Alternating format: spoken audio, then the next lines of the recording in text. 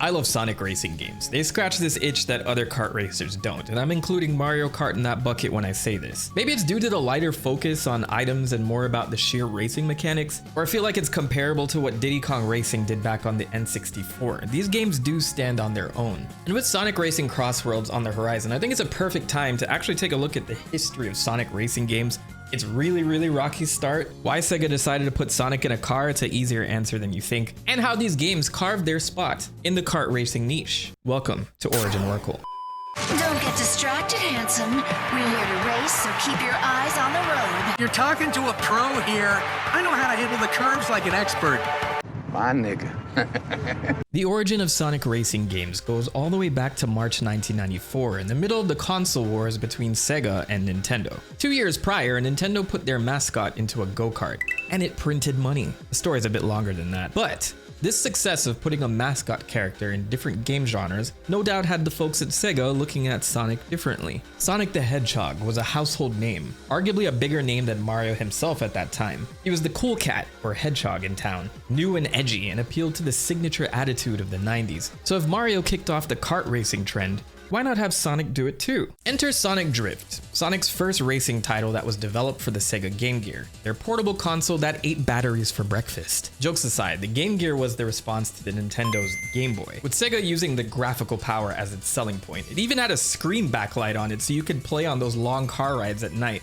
Take that, Nintendo. But seeing Sonic Drift was a Game Gear title, there was even more limitations to consider with Sonic's first step into the racing genre. Sonic Drift has Sonic, Tails, Eggman, and Amy racing in the Chaos Grand Prix, with the Chaos Emeralds being the prize. This Grand Prix is a set of races taking place across all 6 zones that were featured in the original Sonic the Hedgehog game. And while there are power-ups within the course, the focus is mainly on the driving mechanics, with each character having different styles of gameplay and their own special moves. Sonic's expertise is good speed and acceleration, but his handling takes a hit in exchange. But he's driving a vehicle called the Cyclone, a red sports car which many have compared to the first generation Dodge Viper or the Ferrari F40. His special move is a speed dash, which gives him a quick burst of speed, as you would think with Sonic, right? Tails is equipped with good handling but poor speed, riding around in his MTP-02 Whirlwind S7. That is a mouthful. But this is based on the British sports car, the Lotus 7, with his special move allowing him to jump in the air, which also increases his speed. Dr. Eggman is in his Egg Typhoon, which is pretty much his Eggmobile. Isn't hovering cheating if everyone else has wheels? So Eggman has poor acceleration but high speed, giving him the highest top speed in the game,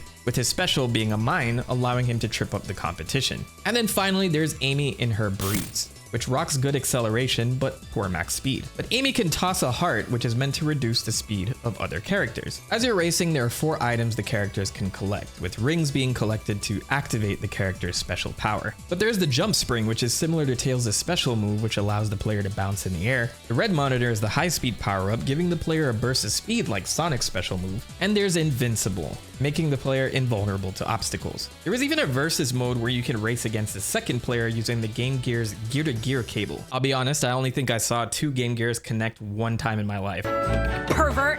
I forgot that you could even do this until doing this video. And it's easy to compare this title to Super Mario Kart because it's pretty clear that that game inspired Sega to make this one. Despite this, Sonic Drift has more of the ingredients of other Sega arcade racing titles at that time, specifically their arcade hit Outrun, dating back to September 1986, or their other racing title from 1988, Power Drift. Or what about 1989's Super Monaco GP? Man, looking at these games, it's kind of sad Sonic got the Game Gear treatment because Sega was like the king of racing titles at that time. And if they developed an arcade or a Sega Genesis title that looked anything like these for Sonic racing, I think the end to this Sonic Drift story would be a little bit different. So yes, not only did Sonic Drift sell poorly in Japan, reviewers didn't like the game so much, and it was harshly criticized in comparison to Super Mario Kart, with its major flaws being the lack of variety in track design, poor controls, and low difficulty. This left a stain on Sonic racers right out of the gate. Sega didn't have the confidence to even push the title in the West after its poor showing in Japan, and that would be it for Sonic Drift. But that didn't stop Sega from trying again with Sonic Drift 2, developed again for the Game Gear for a March 1995 release date in Japan. And sure, this title was a bigger game in scope, with more tracks and locations based on both Sonic 2 and 3, as well as new characters like Metal Sonic, Fang the Sniper, and Knuckles. But at its core,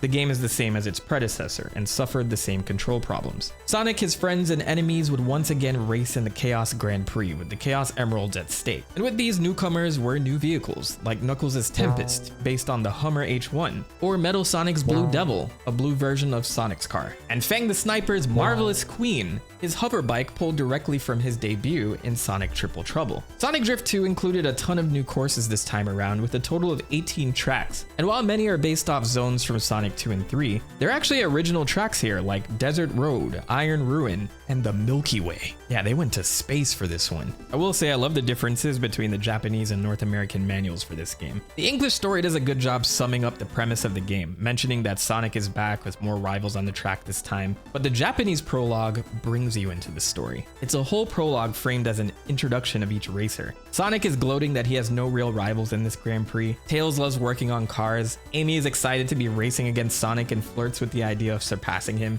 Eggman is Eggman, and Fang, being a treasure hunter, is thirsty for the Chaos Emeralds. Though I think they weren't sure what to write for Knuckles. Sheesh, none of them are fit to take me on. Anyway, if you support me, you won't be disappointed. They even refer to him as Knuckle here, that nickname they tried to make stick for him in Japan around that time. Shut up! Still, I always love looking back on these types of manuals and seeing how consistent the characters have been over the years. But fancier graphics, more characters, and more tracks weren't enough to make Sonic Drift 2 a success, with the game pulling in more mixed and negative reviews from critics, leading to another flop. Despite all this, Sega managed to get this one released in Europe and North America, and over the years they would port the Sonic Drift series to modern games as bonus titles, like Sonic Adventure DX Director's Cut and Sonic Mega Collection Plus for the GameCube, as well as the recent Sonic Origins Plus. But after this, the console wars would shift, with Sega discontinuing support of the Game Gear in 1997, just a year after Nintendo launched their insanely popular Game Boy Pocket. To make matters worse for Sega, a new contender entered the race in 1995.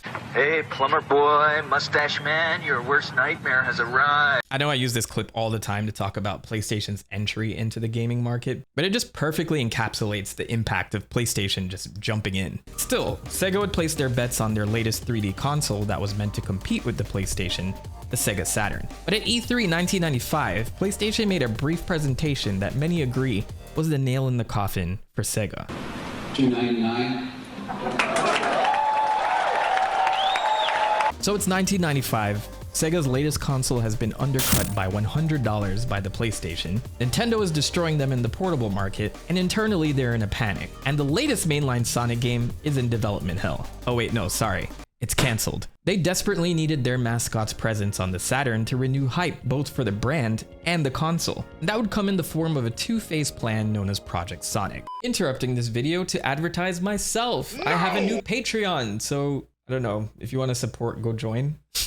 The first part of this project was Sonic Jam, released in spring of 1997 for the Sega Saturn, a collection of existing Sonic titles bundled with a mode called Sonic World, a small 3D area that Sonic could explore to view various types of content. Nothing close to a full 3D game, but an exciting prototype nonetheless. Phase 2 of Project Sonic was Sonic R, released in fall of 1997 for the Sega Saturn. This was Sega's next attempt at a proper Sonic racing title, but this time it was on their home console, it was fully 3D, and there were no cars, except for Amy. So Sonic and Tails are going on vacation until they stumble into an ad for a World Grand Prix, a race to see who's the fastest person in the world. Sonic already knows he's the fastest, and writes this whole race off until he notices Dr. Eggman is participating, and he can't resist the toxic need to thwart whatever plans he has. Turns out it's a trap from Eggman to lure Sonic and his friends to find the Chaos Emeralds during the race and beat Sonic at the same time. So joining the roster this time are the usual suspects: Sonic, Tails, Amy, Knuckles, but Eggman, joined by Metal Sonic,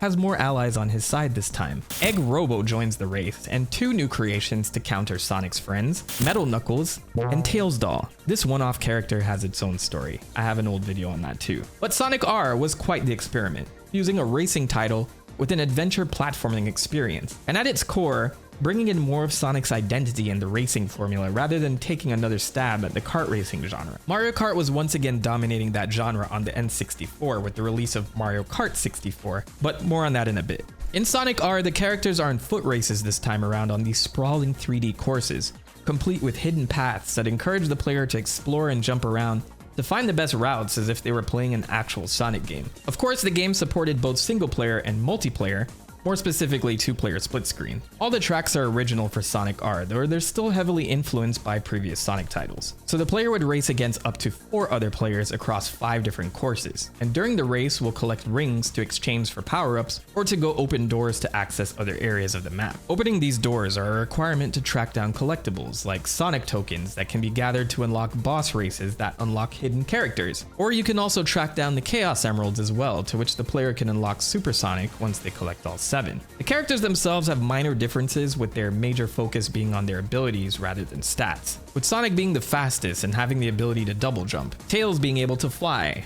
Knuckles has his gliding ability, etc, etc. There are some great ideas here, and I can't knock the aesthetic of the game itself because it's the only original Saturn Sonic title that we got. That minimalistic 3D style that just looks like a lost era of Sonic games that never existed. You know what I mean? I can't describe it. There's something infectious and nostalgic about Sonic R, even though I personally didn't play it at the time of its release. Despite all that, it's not very good. Damn! I don't even think I really learned about this game until my high school days, and I was a pretty big Sonic fan growing up. So with that in mind, who was the brains behind this game? Sega would actually outsource this title to popular British gaming studio at that time, Traveler's Tales, after working with them on Sonic 3D Blast. The pseudo's 3D Sonic game developed both for the Sega Genesis and Sega Saturn. Now this game I did own for the Genesis, and while it wasn't terrible, even as a kid I knew something wasn't right.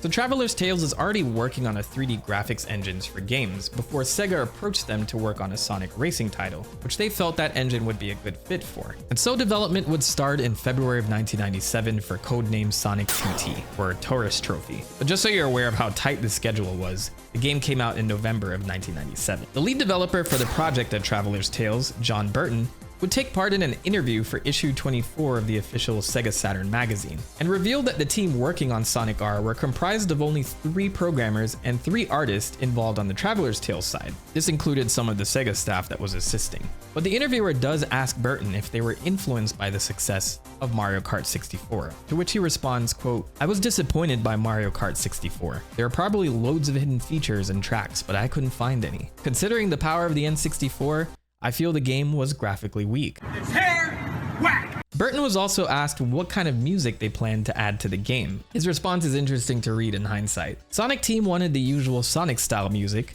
and I think they also want singing on all of the in-game music. So singing turned out to be an understatement. Which brings me to the game's music, which I think is the reason most fans probably remember this game. Composed by British musician Richard Jacques, the soundtrack has that quintessential 90s sound, with vocals provided by singer TJ Davis. Songs like Super Sonic Racing and Can You Feel the Sunshine have been featured and remixed several times throughout the series due to their popularity, even with TJ Davis making a cameo at one of the Sonic symphonies to perform. I remember first hearing the song Work It Out back in high school on Sega Sonic Radio. Does anybody remember that? That was a 24/7 radio station hosted on the Sonic Stadium fan site, like way back when. I think they still have it now. And hearing that song for the first time made me think, this is from a Sonic game? And that's when I went down the rabbit hole of Sonic R and learned more about it. And it took me 5 years to figure out where this melody was from before I stumbled upon it by accident.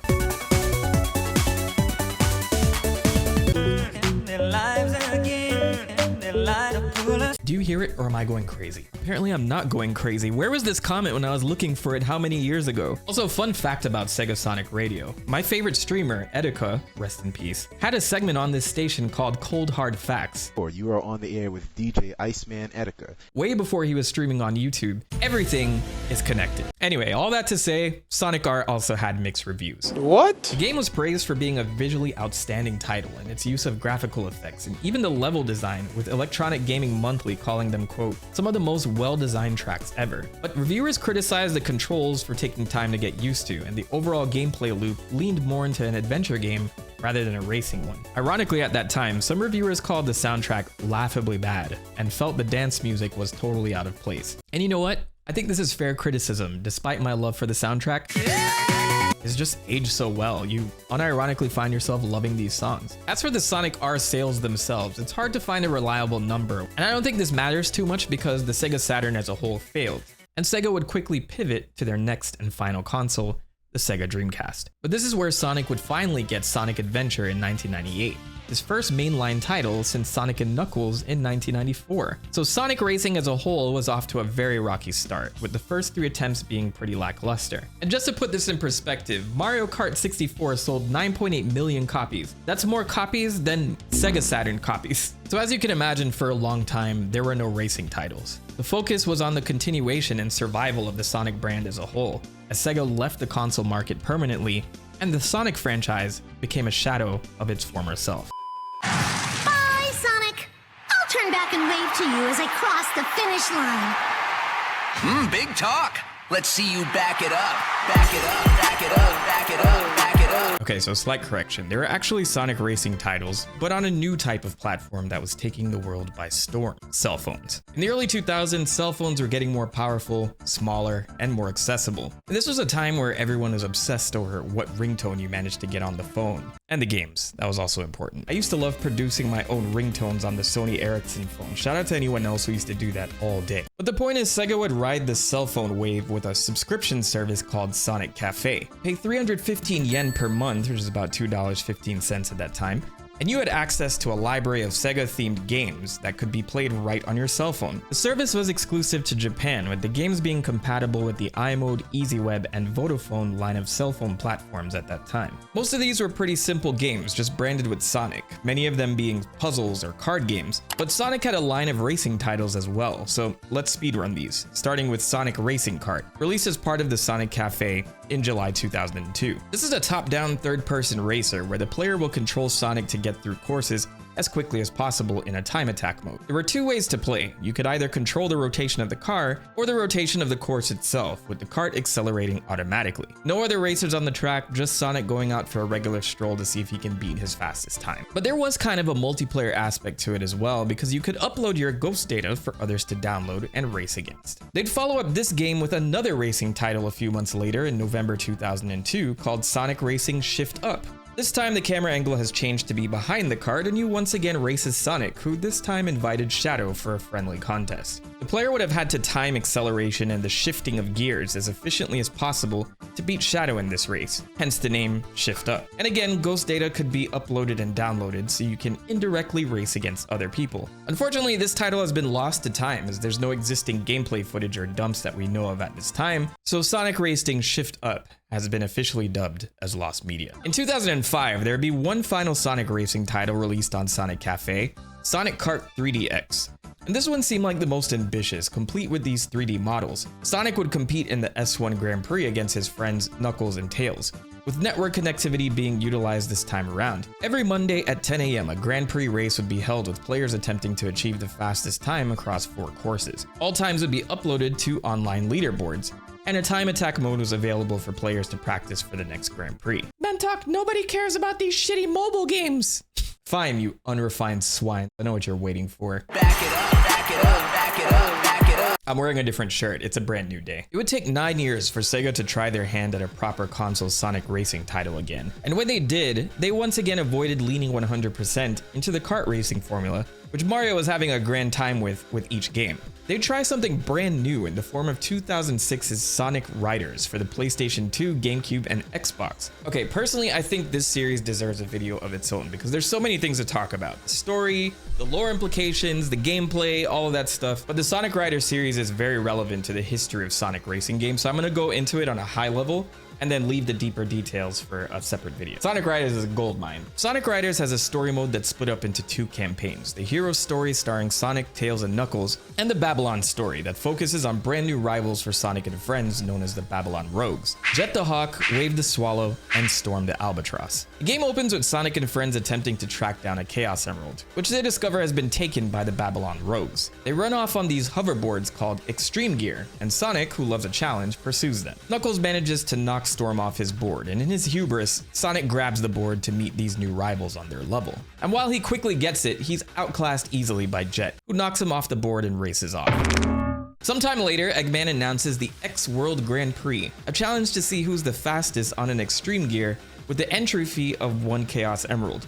And this seems like a horrible idea to go along with, but Sonic and friends don't question it and decide to play by his rules since the Babylon Rogues joined and Sonic can't gracefully take that L from the intro cutscene. So for the rest of the game, Sonic, Tails, and Knuckles are beefing with Jet, Wave, and Storm as they race in this sketchy Grand Prix. The Babylon Rogues, we learn, are descendants of an ancient civilization of Babylonians. And Jet, who has this ancient family heirloom, a cube called the Key to Babylon Garden, is looking to unlock the secrets of his ancestors. So they're competing in the Grand Prix to get the Chaos Emeralds to use in tandem with the key to uncover their ancestors' home. Of course, all of this is a trap by Eggman to steal whatever legendary treasure is housed by the Babylonians. And after all of this, in a fight with the ancient genie guardian, they find that treasure. Eggman holds everybody up at gunpoint, which I find hilarious, but they discover that the treasure is just a carpet. I went to the trouble of holding the World Grand Prix for this? I can't believe I just wasted my time for this piece of junk. So with this realization, Eggman has a heart attack and dies, while Jet figures out that the carpet is actually a magic carpet, the earliest form of extreme gear used by the Babylonians. And so the game ends with Sonic and Jet respecting one another as racing rivals, and they go their separate ways. Overall, I think the story is a welcomed addition to the game, as it gives needed context to the identity of the Babylon Rogues, and it's some cool character development with Sonic learning how to use extreme gear and getting visibly frustrated a couple times that he's not on their level at first. The game also built out world building a bit by introducing another ancient civilization who may or may not have more significance as the Sonic continuity moves forward. But all that aside, what about the actual game? Gameplay wise, the entire game is based around the extreme gear, ranging from boards to skates, which Sonic in these things is insane, and bikes. Typically, you'll be racing around 3 laps in each course, with story mode requiring you to fulfill certain victory objectives to progress. It's the mechanics around the extreme gear that's a bit unorthodox though. To keep your racer in the race, players have to manage air in their gear's air tank, which depletes over time during the course of the race, and maneuvers like drifting or boosting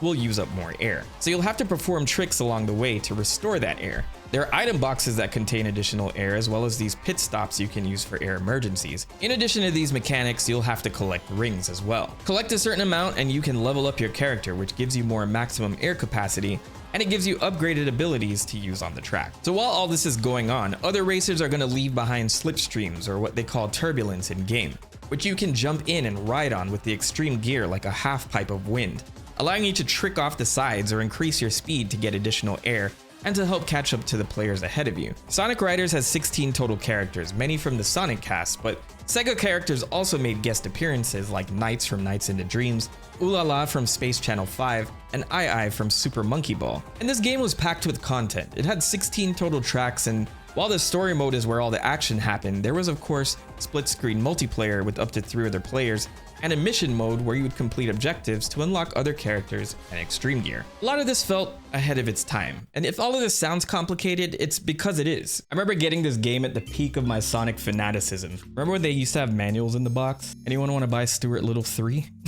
But this game was this badass racing game with Sonic on these hoverboards because karts were so last season. And I'll be totally honest, after I started playing, buyer's remorse immediately set in after the first 2 races because the mechanics felt so overbearing. But I gave it some time because I had time, because I was 15. But with that time, it just clicked. Just like Sonic, I was getting frustrated at not being good at something I was unfamiliar with. And once I started to understand everything, it was a completely different game. I could not put it down. Story mode was actually very challenging, and I get flashbacks from time to time playing the Babylon Garden stage again and again until I had blisters in my palms from rolling the analog stick so much. To understand the vision behind this game, we have to know how they developed it. And this was driven by Sonic Team, in collaboration with another developer known as Now Production. And this game was for Sonic's 15th anniversary, apparently in response to numerous requests from fans for another Sonic racing game. But they wanted to create something different, something completely separate from Sonic R. That's when they landed on hoverboards as the focal point. The game's producer, Takashi Yuda, mentioned in an interview with GameSpy, quote, "Air is a huge part of Sonic Riders, and we had to think of a vehicle that would make riding air make sense and fun at the same time. So the hoverboard worked great. This allowed us to create crazy levels that didn't bind us to the oceans, surfing, or mountains, snowboarding, and you can go anywhere on a hoverboard, places race cars can't take you." So with this in mind, Sonic Riders was designed to combine Sonic with extreme sports. And despite all of this, reviewers didn't fully see the vision, with Sonic Riders having some insanely low reviews now that I look at it in hindsight, averaging 5s and 6s out of 10s, with many criticizing the core gameplay and controls for being too complicated, loose, and floaty. Even still, this game was a commercial success, breaking over 1 million copies sold, and Sega would continue to invest in expanding the series. There was even a planned Game Boy Advance tie-in to Sonic Riders, known as Sonic Extreme, which at this point is a cursed name and should never be used again. But this was developed alongside Sonic Riders by Backbone Entertainment, and due to the time constraints, they chose to develop an Outrun-style racing game, which they worked on for about a month. Their first demo had a playable Sonic along with a computer-controlled Knuckles racing across 2 to 3 levels, but after they pitched it to Sega, the company wasn't satisfied with how it turned out, and ultimately, Sonic Extreme would be cancelled. But still, the Sonic Riders series would continue with Sonic Riders Zero Gravity, released for the Nintendo Wii and PlayStation 2 in January of 2008. The game once again included a full story mode with heroes and Babylon campaigns, and for the most part, the mechanics are kind of the same as the first title, but they did away with the whole air management system thing to introduce a crucial new mechanic to switch things up: gravity control. As you race along these courses, the player can collect gravity points to shift gravity, which helps you drift extremely tight corners, or in the most extreme case, fly. And if I ever do a Sonic Riders video, I will cover this game in a lot more detail. But just like before, Zero Gravity was met with more mixed reviews, again criticized for its controls, especially the motion controls on the Nintendo Wii. So quick note before we move on, yes, I haven't forgotten about Sonic Rivals 1 and 2 on the PSP, because they're technically racing games. But I think they're worth their own deep dive since they revisited the idea of Sonic racing on foot, and have their own plot lines and lore going on, so I'll save them also for a separate video. But 2 years later, Sonic Team would release the nail in the coffin of the Riders series, Sonic Free Riders for the Xbox 360. So a lot of everything that's in this game so far, we're still building it, so nothing's set in stone. So you see like...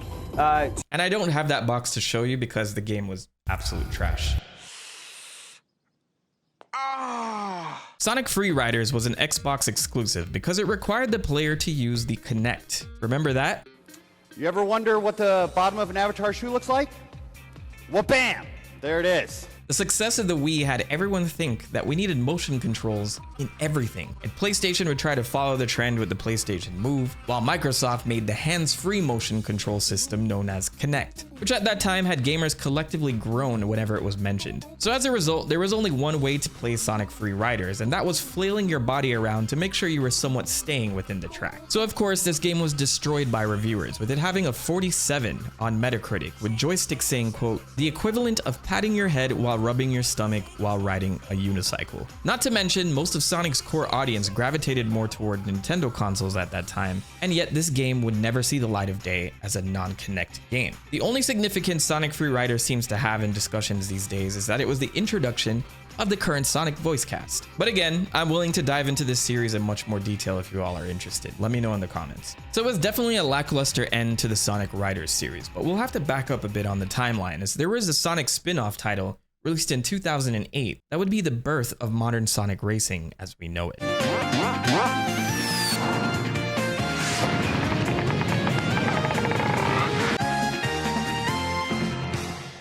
Wait, this is not a racing game? I actually don't hear many people talk about this game, and I sometimes feel like I'm the only person who bought it. Released for all consoles in March of 2008, including the Nintendo DS, Sega Superstars Tennis is exactly what you would imagine. 16 classic Sega characters from 8 different franchises taking each other on in tennis. I guess looking back, this is a bit random, because there wasn't much of a campaign or story to speak of, and they just threw everyone into a Virtua Tennis style setting with themed courses and called it a day. Though it was the studio who worked on this title that would be the most important factor here, Sumo Digital, and they were responsible for only a handful of games prior to Sega Superstars Tennis. But alongside Sega, they previously worked on Virtua Tennis World Tour for the PlayStation Portable and Outrun 2006, Coast to Coast, a tennis game and a racing game. Yeah, that makes sense. So coming off the release of Sega Superstar Tennis, Sumo Digital wanted to create a racing title, building on their experience from Outrun, which led to a prototype with Sonic racing on foot, while the other characters were in vehicles that most suited them. But due to the varying sizes and mechanics between the characters and their vehicles, they ruled out the prototype because it wasn't fun to play. Not to mention drifting mechanics didn't make much sense with characters racing on foot. Steve Lysette, the executive producer at Sumo Digital, wrote in his development diaries the following: "Now I'm sure you're wondering what on earth this looks like, and I can tell you, it was pretty mad. What was clear though is that it wasn't all that much fun to play. Our main problem was that all the characters were different sizes. Sonic was Sonic sized, and he was really small compared to Eggman and Gilius on their rides. Worse still was Tails' Tornado. It was huge. The wings made it really wide. Also, the programmers, having spent so much time playing Outrun, had got Amy's car drifting. This was really satisfying, but how do you get a hedgehog to drift in a similar manner? Worse still, how do you get a dwarf in full battle armor on a parrot-faced lizard to drift? No matter what we tried, it didn't work right. I wish we upset every Sonic fan in the world by doing the unthinkable. We put Sonic in a car. So yes, of course, when this game was first announced, people would always ask why Sonic was even in a car if he's the fastest thing alive. And the question has never made sense to me because nobody asked this when he was riding around on an extreme gear, or even further back with Sonic Drift. Driving is not running. A foot race, F1 racing, and go-karts are not the same. Part of racing is understanding how to drive a fast machine, operating it, the mechanics behind it, when to turn, the layout of the track, how to interact with other racers on the course. Actually, why would you join a car race on foot? Period. Unless the fastest car racer in the world coerced you to do so. I love this episode of Sonic X. But development-wise, Sonic is in a car so the game mechanics are balanced. It makes for a much better playing experience when the roster is generally the same size and play by the same rules. I think Sonic said it best. Because if I was on foot, I'd win instantly. So while later in 2010 Sonic Riders was free riding its way out, Sumo Digital put out Sonic and Sega All-Stars Racing for almost every console on the market at that time, in early 2010. There was even a BlackBerry version of this game. It was Sonic's first all-out kart racing game since 1995's Sonic Drift 2. But this time, the Sega roster would join him with 20 playable characters across the Sonic series, Monkey Ball, Virtua Fighter, Jet Set Radio, Space Channel 5, Shenmue, House of the Dead, Crazy Taxi, Billy Hatcher, Choo Choo Rocket, even the Bonanza Brothers make an appearance. If you haven't tried that game, go play it. But even for the Wii version of this game, the developers considered trying to get Mario to make an appearance. One of the producers, Omar Woodley, has said, quote, "Everything is a possibility. It definitely was discussed way early on in development, but just the fact that we have the whole separate Mario and Sonic series, well, frankly, we didn't want to cross-contaminate them." Part of me doubts Nintendo would have ever agreed to put Mario in any other kart racing game, but that's just me. So Sonic and Sega All-Stars Racing was the new start of Sonic in a racing title. Gameplay-wise, everyone has their own stats split up into top speed, acceleration, handling, boost. So someone like Sonic has great acceleration, but it will be more difficult to drift with him. While Eggman has the highest top speed in the game, but low acceleration and handling, so it takes some effort to get him ramped up within a race. But I'm gonna tell you, if you get good with Eggman, that shit pays off. There are 24 playable tracks, all from different Sega titles, with the game having a pretty robust single-player and 4-player multiplayer experience. Single players had traditional Grand Prix mode, missions, and time trials, with the game boasting 64 different missions that put your skills to the test. And Sonic is sporting a brand new car this time around, known as the Speed Star, a blue convertible that would become the basis of his vehicles for all future racing titles. Mostly everyone got new vehicles like Tails in a biplane-inspired car that looks close to his Cyclone mech from Sonic Adventure 2, or Knuckles, who's in an ATV called the Landbreaker. But Amy kept a Volkswagen-inspired car just like Sonic Drift, called the Pink Cabriolet. And yes, Shadow was rightfully given a bike. I don't think they should have changed this. The game used a formula that already worked, inspired by existing games like Mario Kart, Diddy Kong Racing, and Forza. And you know the drill, you race along tracks to be in first place while grabbing items to use offensively or defensively. But every racer has a unique power called the All-Star, inspired by their specials from Sega Superstar Tennis. So you're more likely to get these moves if you're falling behind, to help you gain the advantage. The All-Star would make Sonic go supersonic. Knuckles powers up using the Master Emerald, and as an amazing callback to Shenmue, we see Ryo Hazuki once again racing in a forklift. But on the flip side, the items overall can feel a bit generic and not as iconic if we're comparing this to Mario Kart. But you have things like a horn that can trip up surrounding racers, these boxing glove projectiles you can fire, traffic cone mines, and bombs, etc, etc. But as I said at the beginning of the video, what this series did right was take the focus away from items like these and went all in on the racing aspect. Items definitely can change the race overall, but it never feels unfair, and players way in the back will most likely get all-stars to quickly close that gap. But if you're good at drifting and overall maneuvering, the competition against other racers is just very satisfying. Grab some friends, pick your best racers, and all of you head to Final Fortress to see who's the best. It's like the final destination of this game. All in all, Sonic and Sega All-Stars Racing didn't reinvent kart racing, but it absolutely nailed Sega's brand of arcade competitive racing while easing back into the kart racing genre. If you cared more about winning on skill than getting blue shelled at the last second, this game made a name for itself for being that. And at that time, this was a pretty big success for Sega, with the title breaking over 1 million sales. So it was time to follow up on making the next title bigger and better. Look who's joining that race. It's NASCAR star Danica Patrick. I never asked for this. Sonic and Sega All-Stars Racing Transform released to the world in November of 2012. The title that many agree is the best in the series, and there are reasons for that. The team at Sumo Digital would call in even more experienced racing game development staff to join them on this title, coming from teams like Bizarre Creations and BlackRock Studio. Bizarre Creations developed reputable racing games like Blur and Project Gotham Racing, while BlackRock Studio developed Split Second Velocity and Pure. Controls and mechanics were improved considerably with the transformed part of the title, mainly referring to the idea that each vehicle could now race on land, sea, and air, transforming mid-race to accommodate that terrain. In some tracks, you could even pick the route you wanted to take, and I never know why anyone would choose the boat path if they don't have to. And while researching this video, I can finally confirm to myself that the plane mode is indeed the fastest of the 3 forms. First off, there were 21 tracks, with 17 being brand new to this title, each track coming from some specific Sega franchise, so once again the nostalgia was baked in. The soundtrack had remixed and original songs from these Sega franchises as well, with Richard Jacques, or is it Jacques? Hi, I'm Richard Jakes. Hi, I'm Richard Jakes. With Richard Jacques, or is it Jacques? Hi, I'm Richard Jakes. Returning to compose. We already know Sonic music goes crazy, but remix songs from Golden Axe and Burning Rangers inject it into my cochleas. And the tracks themselves would do this crazy terraforming thing where the final lap might change completely and you'd have to use a different transformed version of your vehicle, which switches up the playstyle completely. Not to mention my guy Vice from Skies of Arcadia made the cut, and I'm dying to make a video about that game. Sega, if you're listening, please just re-release the game in some form or fashion, or make a definitive version of it. I will buy whatever you put out Skies of Arcadia. Anyway. Yeah, that brother's starving. The roster this time was bumped up to 33 playable characters in total, but this game was such a mess when it came to exclusive characters depending on the console. First of all, Danica Patrick was put in this game, and I know she's a popular NASCAR racer, but I guarantee nobody asked for this. But Ralph from Wreck-It Ralph made an appearance, which was a cool collab with Disney, and for the time, it made sense. Until it doesn't. Why does he have a wrecking truck? I know his name is Wreck-It Ralph, but he's never driven this ever.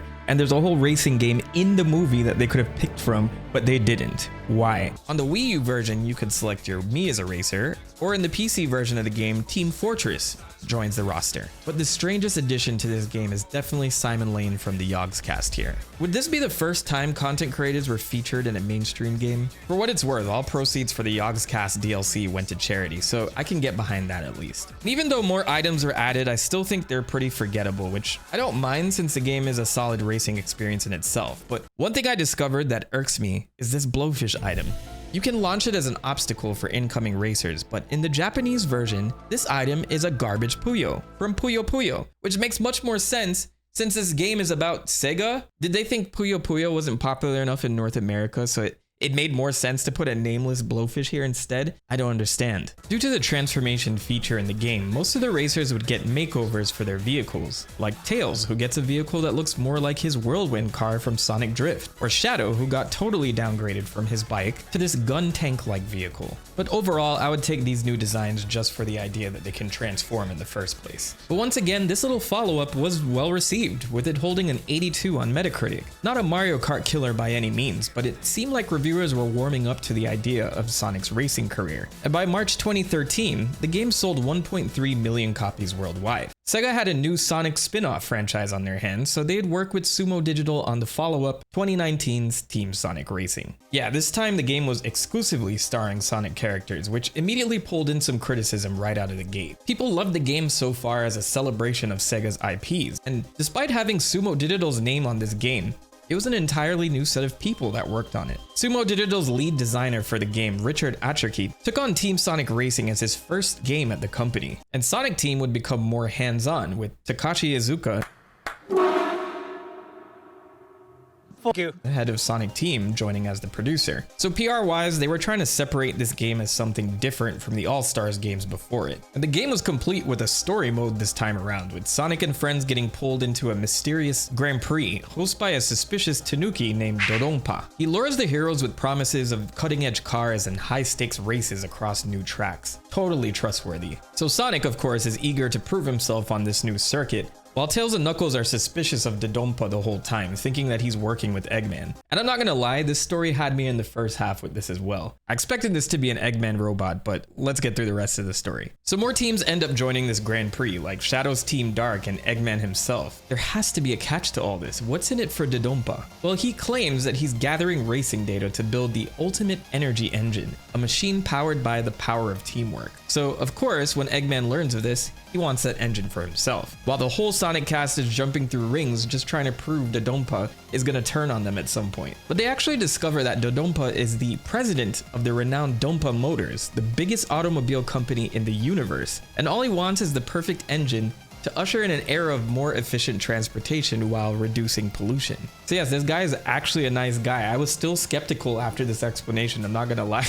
So with that plot point out of the way, Eggman kidnaps Dodonpa for him to finish that engine. And when it's done, Eggman puts it in his ultimate racing machine, the Death Egg. And I know there could have been a much better name for this vehicle, but here we are. But Sonic beats the Death Egg in a race, and together Team Sonic work to save Dodonpa from Eggman's crashing fortress. With Dodonpa saved and the Grand Prix concluded, he finally turns on them and reveals himself to be the Dark Lord of... I'm just kidding, everybody celebrates. And you know, I never thought we'd see Dodonpa again, but he serves as the host of this game's follow-up, Sonic Racing CrossWorlds. But I'm getting a little ahead of myself. Gameplay-wise, the roster is stocked with 15 characters, all from the Sonic series. But with the Sega cast gone, Team Sonic Racing focuses on what the name hints at, teams. Takashi Iizuka wanted to create a racing title that incorporated more cooperative gameplay, saying, quote, "Actually, my son plays racing games with his friends, but if there is even one kid who's better than the others, they'll end up winning all the time. The mood of the group slowly gets worse and people stop having fun." I would see that sort of thing happen and think, if only there was a game where you could work together and high five and share in the joy of winning together. So his reasoning is kind of wholesome here. So in Team Sonic Racing, characters are split up into classes, speed, technique, and power. These classes being mirrored similarly to how teams were arranged in Sonic Heroes. Speedsters top out faster, technique drivers like Tails can cut through rough terrain without slowing down, and power tanks can plow through hazards other classes have to dodge. So in each race, the player is part of a team of racers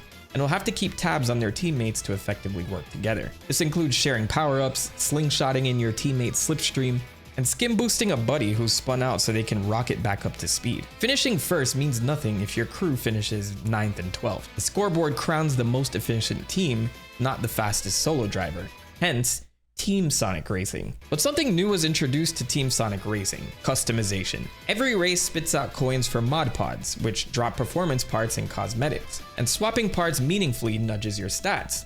So you have a little bit more say in how your vehicle is optimized. Then you've got the fun fluff like paint jobs, decals, new wheels, even horn sounds can be customized. And all of this wasn't locked behind microtransactions, surprisingly.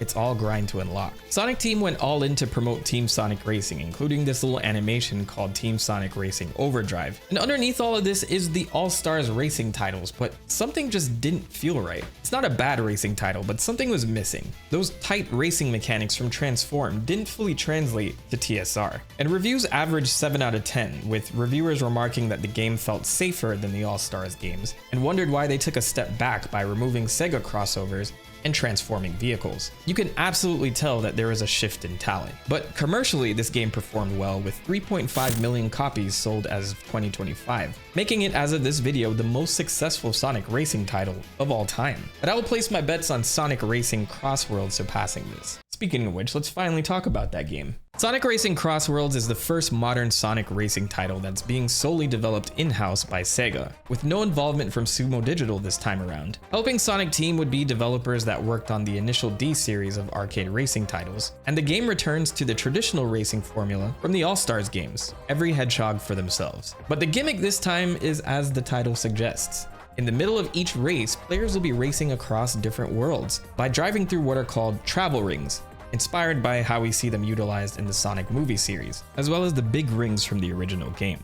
This definitely keeps the race interesting because you don't really know where you're going to end up next, and the player in the lead at that portion of the race gets to choose where the rest will go. I mentioned this in another video, but every time I see this mechanic, I get flashbacks to that river rafting arcade game that used to be around in the 90s, where you can pick a route that you have to travel to next, and you might end up in like a volcano or something. Anyway, the CrossWorlds part of the title doesn't end there. Addressing some of the criticisms for lack of variety in characters in Team Sonic Racing, Sonic Team brought in characters from other Sega IPs to join the roster once again, like Ichiban Kasuga from Like a Dragon, or Joker from Persona 5, and Hatsune Miku, which I'm not gonna lie, 10 out of 10 choice.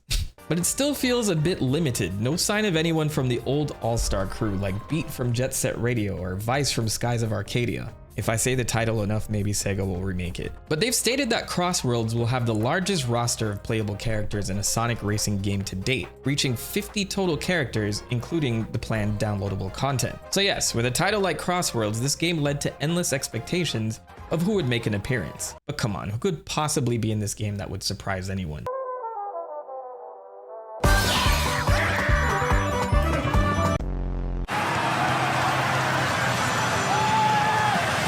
Oh, they meant CrossWorlds. But on top of Sonic racing around Bikini Bottom, they implemented one thing from previous Sonic racing games that sold me on this immediately. The Babylon Rogues return in CrossWorlds with their signature extreme gear that every racer can now customize and use in-game. This makes the core racing gameplay even more diverse, but it was difficult for the team to develop properly. It goes back to trying to implement Sonic actually racing without a car. Different sizes and mechanics affect the gameplay balance. The game's creative director, Masaru Kobayakawa, stated, quote, "A major attraction of Extreme Gear is that you can see the characters' standing postures. We created many motions to make the characters as visible as possible. Since Sonic Riders was a game that allowed players to enjoy performing tricks, we made the Extreme Gear in this game a dash-type system that accelerates when performing tricks or drifting. Naturally, the feel will be different from the original, but we're confident that we can provide a new Extreme Gear experience." So as of this video, the open tests has already happened, but the game's not out. But I got to try out the Extreme Gear extensively, and I will say it's pretty damn fun.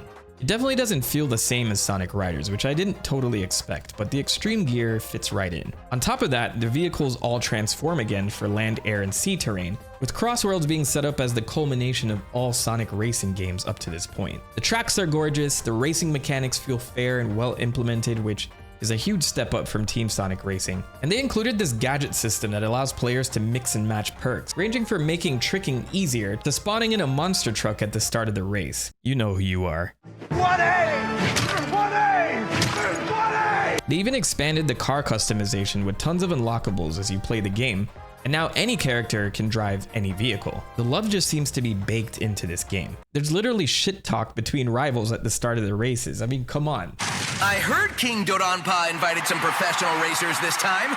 Do you know when they'll get here? So in my few hours with the game, the fun varies depending on which mode you're playing. Single player Grand Prix mode to me was pretty damn smooth. Being good at driving and drifting feels rewarding. But there's this lack of polish that I can't seem to knock. Being on Twitter over the last few days, you'd swear this game was the greatest kart racing game of all time. And I'm not taking that away from anyone, because what matters is that it's fun. But there's this lack of polish on the overall feel of the driving that I can't quite put my finger on. I know it's in style to hate on Mario Kart World right now, but I cannot deny that that is a very polished game. Drifting feels more satisfying and responsive, and I think that goes back to the visual feedback you get versus how it works in CrossWorlds. So to be clear, I didn't have problems executing a drift. It just didn't have that buttery responsiveness that you feel in Mario Kart. The Extreme Gear improves this experience quite a bit though. You feel fast on this thing. There were some complaints that players felt a little slow during the open test, with many recommending setting the camera to dynamic, which is what I recorded this gameplay in, and with some time left before release, I wonder if Sega will turn this on by default. Items do make a return, and they are a lot more useful this time around. But unlike previous games, they affect the outcomes of the race a bit more, with you having to think on how you want to use them offensively or defensively. And yeah, they added a blue shell mechanic in the form of King Boom Boo, who will not rest until he hunts you the fuck down. So outside of Grand Prix mode, there was online mode, which is just pure chaos. Oh, you're in first? No, you're in 12th. But this chaos wasn't enough to get me into a rage mode. I think it was a lot of fun. I found myself laughing most of the time when playing with friends, and isn't that what this is all about? So yeah, CrossWorlds feels like Sega is taking time to incorporate everything that worked for previous Sonic racers while bringing in new mechanics.